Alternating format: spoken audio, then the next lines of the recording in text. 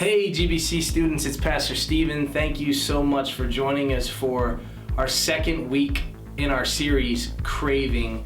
This is our recap for this week. We began last week by asking you a question. What is it that you want? And remember, we said if we answer that question quickly, we likely come up with material possessions, things that are kind of surface level. But what we really want you to think about is deeper and to dig down deeper and ask the question, what is it that you crave? What are those core desires at the very heart of who you are as a person? And the thing is, I believe that we as human beings share some of these core desires. And one of them is that we are hungry for significance. We want to know that what we do in our life matters, right? That we're not just going through the motions, living aimlessly, but that we're actually living a significant life. And because of that, we search for significance in many of the activities that we do or the choices that we make. I'll never forget when I was in high school, wrestling was a place that I searched for significance. You know, when I first started wrestling, it was just a beneficial thing for me. You know, I learned a ton of important life lessons. I learned to work hard. It taught me about work ethic. It taught me to set goals and achieve them. It taught me the value of not making excuses. You see, when you're on a mat with someone wrestling and you lose, you can't point at a teammate and say, I lost because of them. The loss is all on you. You're the only one that you can blame. And so wrestling was a valuable thing for me to participate in because it taught me a lot of important lessons and significant things. But somewhere along the line, I mixed up the idea that wrestling, which was part of my life, and it was a very good part of my life, became my entire life. It was the place that I looked for significance. I'll never forget, when I was in high school my junior year, I won tickets to an audio adrenaline concert that was taking place during the summer.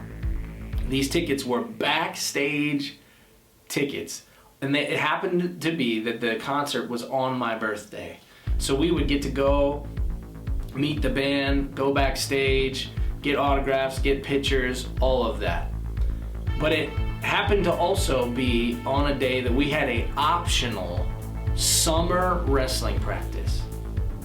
And what did I do? I chose to go to the optional summer wrestling practice over the concert.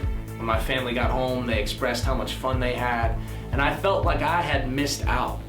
And I know what you're thinking, why would you do that? Why would you forego a concert with your favorite band for an optional wrestling practice?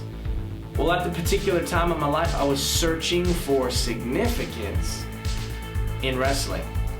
You know, I grew up in a home where my parents divorced, and so I was often looking for the approval of other people, specifically my wrestling coach, who became sort of like a father figure to me.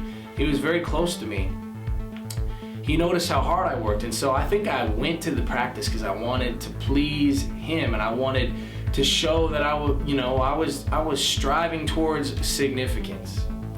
And I'll tell you, my work ethic and my dedication and my drive and focusing so much on wrestling did eventually pay off, you know. I have this trophy here. 2 years in a row for my high school, I won our MVP Wrestler Award. I was a two-time captain. I set the school record for single wins in a season.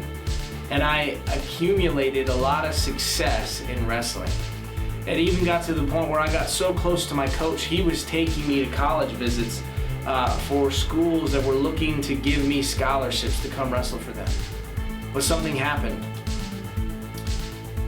I felt the Lord calling me into ministry, and I had to make a tough decision, and I ended up going to a school that didn't have a wrestling program. And it was then that it dawned on me that I had traded this idea that wrestling was part of my life, and I made it my whole life. And then when wrestling was over, I was like, where did my significance go? you might be thinking the same thing. You might be searching for the same thing, significance.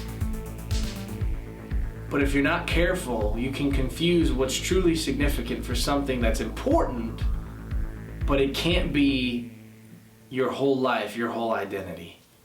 And that's what had happened to me. There's a book in the Bible, it's called Ecclesiastes. And the particular author of the book points out that chasing after significance can be a pretty daunting thing. He points out that if we chase after money, we can accumulate all these things and still be miserable. He points out that if we chase after knowledge, we still won't know everything. He points out that if we chase after being successful, somebody will likely come along and outdo our accomplishments.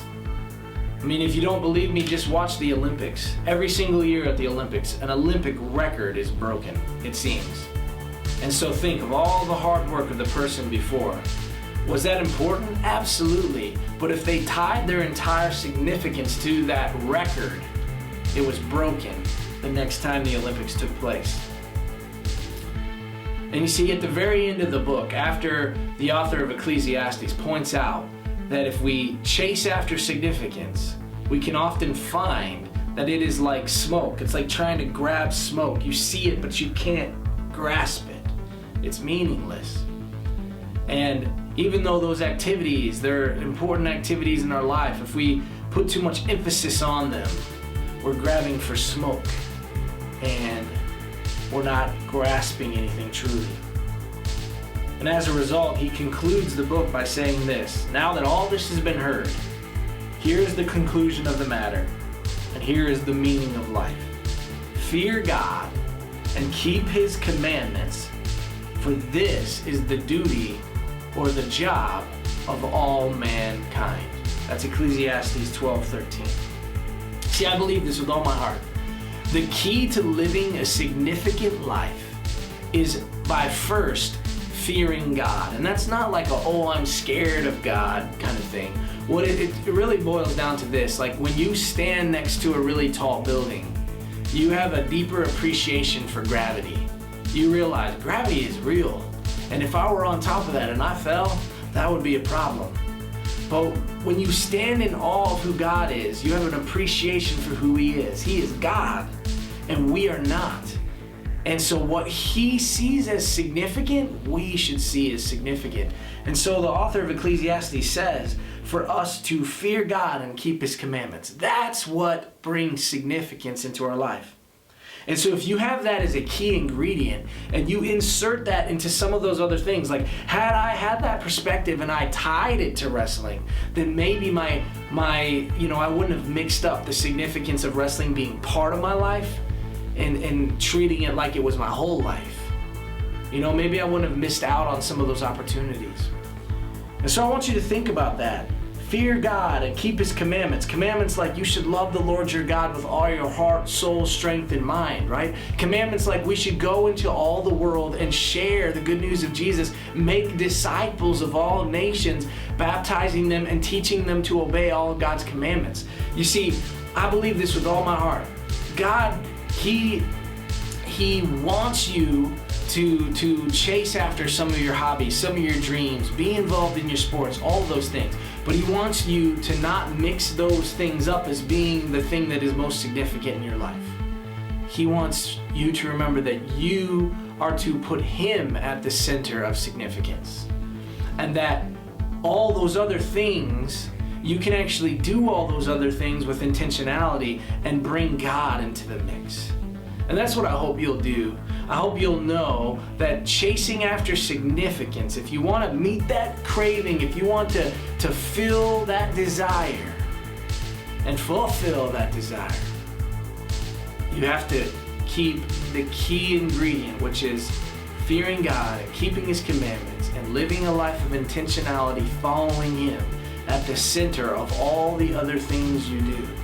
And then I believe that you'll be well on your way to experiencing significance in your life. Thanks for joining us this week. God bless.